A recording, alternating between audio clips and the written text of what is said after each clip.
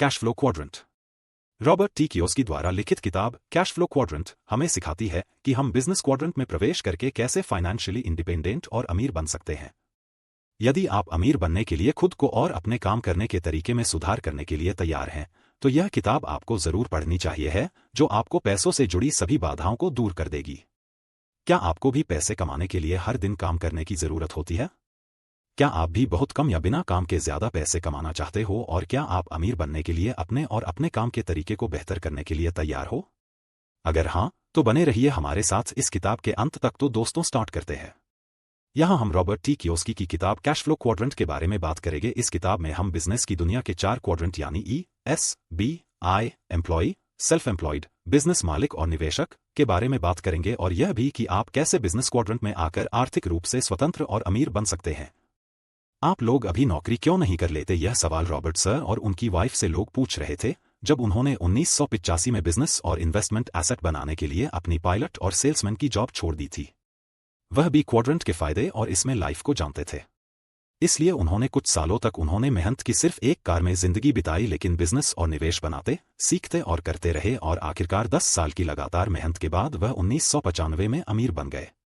ESBI का concept, ESBI employ, self employed, business मालिक और निवेशक होते हैं। उनकी सीख, काम करने के तरीके और इसी तरह के कुछ अंतर की वजह से इनके आर्थिक परिणाम काफी अलग होते हैं। जहां 5% बिजनेसमैन दुनिया के 95% पैसे के मालिक हैं, वहीं दूसरी ओर पूरे वर्ल्ड की 95% एम्प्लॉय जनता सिर्फ 5% पैसे कमाते हैं और जिंदगी भर आर्थिक परिश्रम करते हैं। क्योंकि एम्प्लॉय नौकरी की सिक्योरिटी को ज्यादा अहमियत देते हैं और कुछ इस तरह कहते हैं, मैं यह नहीं कर सकता, यह बहुत रिस्की है। सेल्फ एम्प्लॉयड अपनी खुद की स्वतंत्रता और खुद की विशेषता को ज्यादा अहमियत देते हैं, जैसे कि डॉक्टर, वकील और अकेला बिजनेसमैन इस तरह की बातें करते हैं। अपना काम खुद ही करना सबसे अच्छी बात होती है। आप अपने काम को खुद ही अच्छी तरीके से कर सकते हो, भला दूसरा ऐसे कैसे कर पाएगा? जबकि बिजनेसमैन एक पूरा तरीका, सिस्टम बनाता है जिसके जरिए वह ज्यादा से ज्यादा लोगों की मदद कर सके और उससे पैसे कमा सके। वह कुछ इस तरह बातें करते हैं, मुझे अपना यह ऑफिस चलाने के लिए एक मैनेजर की जरूरत है, मैं यह कैसे कर सकता हूं? और निवेशक निवेश करके पैसा कमाते हैं, वह काम नहीं करते बल्कि उनका पैसा उनके लिए काम करता है और ज्यादा पैसा कमा लेते हैं। वह कुछ इस तरह बातें करते हैं, मैं एक ऐसा तरीका ढूंढ रहा हूं जिसके जरिए मैं इस प्रॉपर्टी से ज्यादा कैश फ्लो कमा सकूं। अलग अलग क्वाड्रेंट के अलग अलग लोग। इस अध्याय में हम चारों क्वाड्रेंट के बीच कुछ अंतर देखेंगे जिनके बारे में हम बात करने जा रहे हैं। शब्दों में अंतर। ई क्वाड्रेंट के लोग ज्यादातर सिक्योरिटी जैसे शब्दों का इस्तेमाल करते हैं। वह ज्यादातर जॉब सिक्योरिटी को पैसे कमाने और जीवन सुरक्षा के लिए महत्व देते हैं, और 100% सिक्योरिटी चाहने की वजह से वह कोई नया काम भी नहीं करते और जिंदगी भर जॉब की सुरक्षा में फंसे रहते हैं। एस क्वाड्रेंट के लोग सुरक्षा की बात नहीं करते। वह अपने काम पर खुद काबू रखने को अहमियत देते हैं। वह पैसे कमाने के लिए अपने ऊपर 100% निर्भर होने को अच्छा मानते हैं। जैसे एक अकेला दुकानदार जैसे लोग। बिजनेसमैन ज्यादातर सिस्टम बनाने जैसे शब्दों का इस्तेमाल करते हैं ताकि वह ज्यादा से ज्यादा लोगों को के साथ काम करके कम मेहनत में ज्यादा पैसा कमा सके। निवेशक ज्यादातर निवेश करते हैं ताकि ज्यादा कैश फ्लो कमा सके। एस और बी तरह के बिजनेस में अंतर। एस तरह के बिजनेस में काम को चलाना और पूरा करना किसी एक इंसान के जरिए किया जाता है, जैसे एक डॉक्टर के जरिए अकेला पेशेंट का इलाज करना, एक वकील, एक अकेला दुकानदार और भी बहुत कुछ। जबकि बी तरह के बिजनेस में काम को चलाने और पूरा करने के लिए लोगों की एक पूरी टीम होती है जो साथ में मिलकर काम को चलते और पूरा करते हैं। इस क्वाड्रेंट में सफल होने के लिए अपनी टीम को चलाने के लिए लीडरशिप स्किल बहुत जरूरी होती है। अमीर और बहुत अमीर में फर्क। दुनिया में अमीर लोग वह होते हैं जिनका अपना बिजनेस हो और वहां से वह ज्यादा पैसे कमाते हो जिसके जरिए वह अपने महीने के खर्चे निकालकर बचत भी कर लेते हैं। लेकिन बहुत अमीर बनने के लिए सिर्फ एक बिजनेस ही काफी नहीं होगा, बल्कि आपको अपने बिजनेस से कमाया हुआ पैसा और भी संपत्तियों में निवेश करना होगा ताकि वह आपके लिए और कैश फ्लो बन जाए और आप और अमीर बनते चले जाएं। लोग सुरक्षा को स्वतंत्रता से ऊपर क्यों रखते हैं?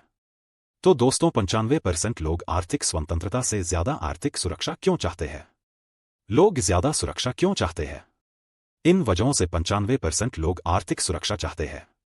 बुरे काज को पूरा करने के लिए एक गरीब या मध्य वर्गीय इंसान घर और फर्नीचर खरीदने के लिए बैंक से लोन लेता है और उस लोन को चुकाने के लिए उसे नौकरी की सुरक्षा में फंसे रहना पड़ता है, क्योंकि वह ऐसा सोचता है कि अगर वह नौकरी नहीं करेगा तो उस लोन को कैसे चुका पाएगा। निवेश के बजाय आमदनी में ही दिमाग अटका रहता है। हमें कर्मचारी बनाना और पैसा कमाने के लिए काम करना सिखाने वाली शिक्षा व्यवस्था की वजह से गरीब और मध्यम वर्ग परिवार के जरिए अपने बच्चों को संपत्ति बनाने के उनसे कैश फ्लो कमाने के बजाय नौकरी सुरक्षा के बारे में सलाह देने की वजह से 95% लोगों का दिमाग पैसे कमाने में लगा रहता है बजाय संपत्ति बनाने और उनसे पैसा कमाने के। ऐसे लोग आर्थिक स्वतंत्रता हासिल नहीं कर पाते हैं।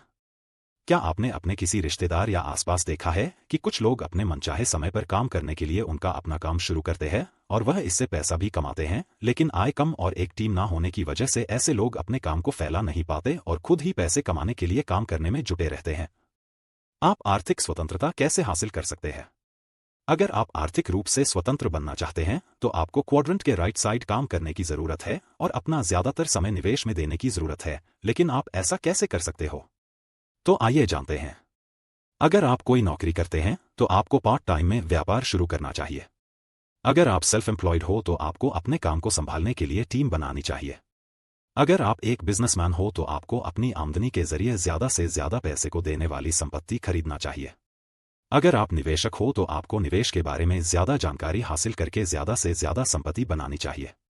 आर्थिक सुरक्षा के साथ आर्थिक स्वतंत्रता को पाने का तरीका। अगर आप आर्थिक सुरक्षा के साथ आर्थिक स्वतंत्र और अमीर बनना चाहते हैं तो आपको यह चीज करनी चाहिए।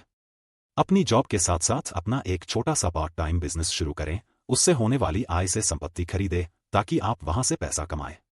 इस तरह ज्यादा से ज्यादा संपत्ति खरीदे। आप जितनी ज्यादा संपत्ति खरीदेंगे उतनी ही कम मेहनत में ज्यादा पैसे कमाने लगेंगे और आखिरकार आपको पैसे के लिए काम नहीं करना पड़ेगा और आप आर्थिक रूप से स्वतंत्र और अमीर बनने लगेंगे। 3 तरह की बिजनेस व्यवस्था। इस अध्याय में लेखक हमें 3 बिजनेस व्यवस्था के बारे में सिखाते हैं जिन्हें हम आर्थिक रूप से स्वतंत्र और अमीर बनने के लिए आप इस्तेमाल कर सकते हैं। जैसे 1 सी टाइप बिजनेस। यह एक तरीके का बिजनेस है जिसमें आप अपने किसी आइडिया से बिजनेस बनाते हो। 2 रियायत फ्रेंचाइज। ये किसी कंपनी का बिजनेस ब्रांड होता है जिसकी आप साझेदारी पार्टनरशिप लेते हैं। 3 नेटवर्क मार्केटिंग। ये मल्टीलेवल मार्केटिंग है जिसमें आप लोगों की टीम के जरिए व्यवस्था बनाकर आर्थिक रूप से स्वतंत्र हो सकते हो। सी टाइप बिजनेस कैसे बनाएं? इसे आप अपने किसी ऐसे बिजनेस आइडिया के साथ स्टार्ट कर सकते हो जिसके जरिए आप लोगों के जीवन में वैल्यू ऐड कर सको। यहाँ कामयाबी का अनुपात 10:1 होता है।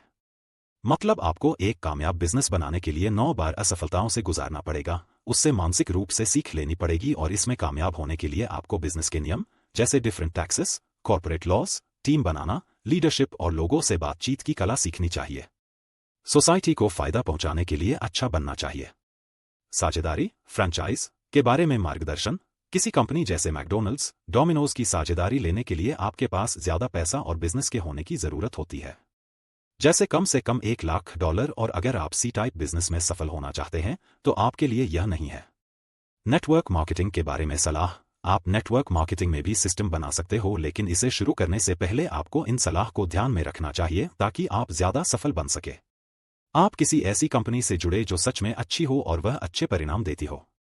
एक ऐसी कंपनी से जुड़े जिसमें आपको यकीन हो कि आप सफल हो सकते हैं। 2 जिस कंपनी में लगातार ट्रेनिंग प्रोग्राम्स करवाए जाते हैं ताकि आपका व्यक्तिगत विकास और आत्मविश्वास बढ़ता रहे। 3 जिनकी टीम आपको सलाह और साथ देने को तैयार हो, न कि सिर्फ ऑर्डर दे, क्योंकि लीडर वह होता है जो उस मुकाम को हासिल कर चुका हो जिसको आप करना चाहते हैं। वह आपका मार्गदर्शन कर सके, ना कि वह जिसने हासिल तो नहीं किया बस आपको सिर्फ सलाह दे रहा है।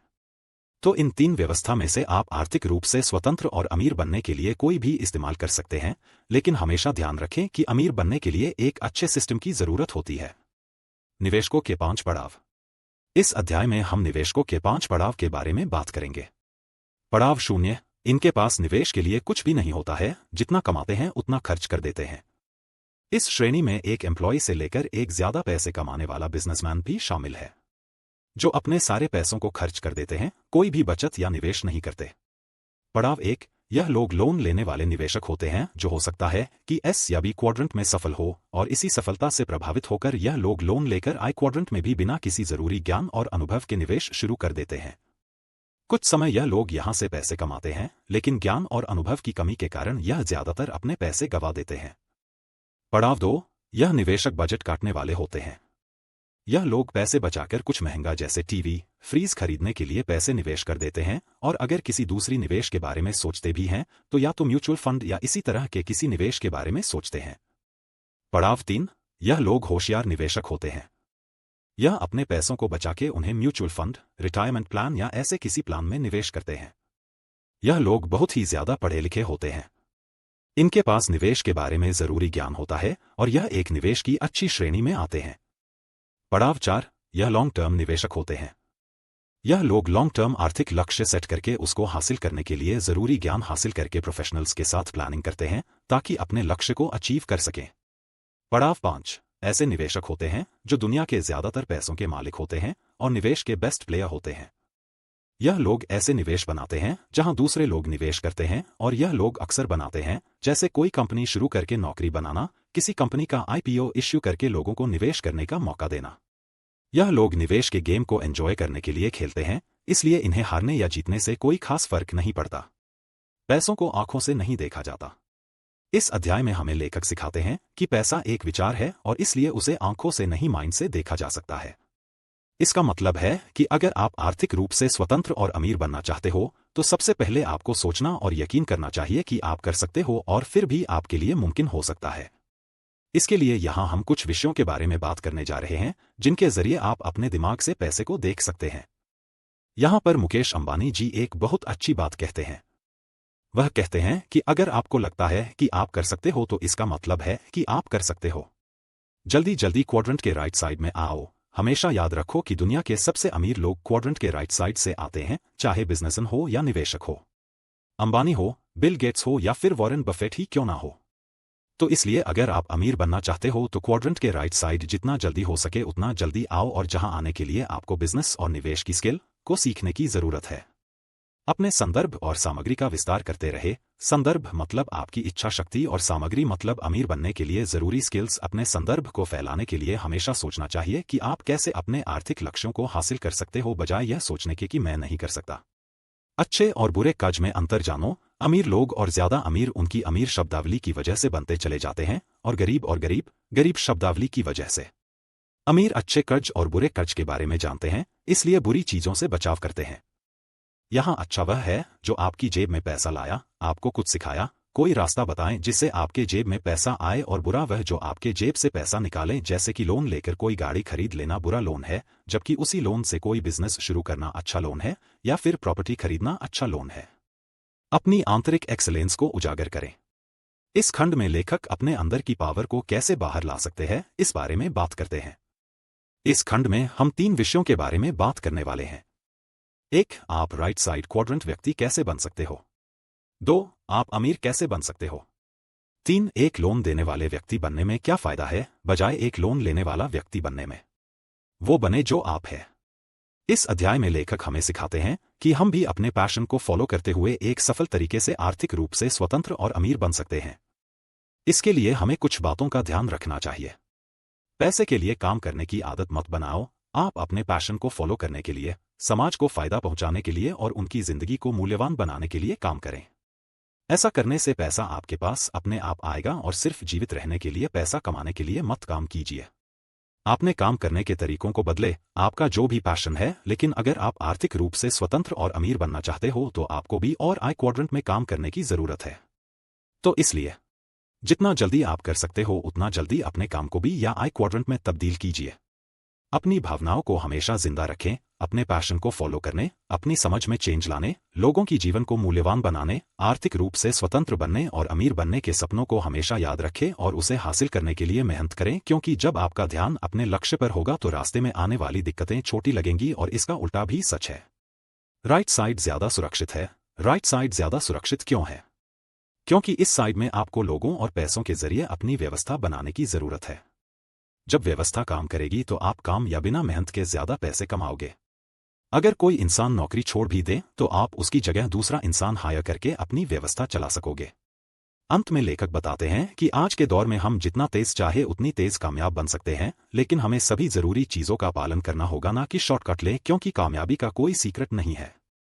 यह मेहनत से मिलती है। अमीर कैसे बने? इस अध्याय में हम बात करेंगे कि आप कैसे अमीर और आर्थिक रूप से स्वतंत्र बन सकते हो। तो इसके लिए आपको इन चीजों को अपनाना चाहिए। वो करें जो अमीर लोग करते हैं। अगर आप भी अमीर बनना चाहते हो तो वह करें जो अमीर लोग करते हैं, ताकि आप भी वह हासिल कर सके जो आज वह कर चुके हैं। ज्यादा संपत्ति खरीदे और बनाए, ज्यादा से ज्यादा बिजनेस व्यवस्था बनाए। अच्छी कंपनी के शेयर खरीदे या प्रॉपर्टी खरीदे ताकि आप उनसे हर महीने पैसे कमा सकें। सफल बी और आय कैसे बने, इस भाग में लेखक हमें सिखाते हैं कि हम कैसे एक सफल बिजनेसमैन और निवेशक बन सकते हैं, और इसके लिए हमें इन चीजों की जरूरत है। एक, छोटे स्टेप से शुरू कर बड़ी मंजिलों तक जाना। 2, अपना बिजनेस शुरू कर संभालना। 3, अपने पैसे को संभालना। 4, अपने जीवन का एक मार्गदर्शक ढूंढना। छोटे कदम से शुरुआत करें।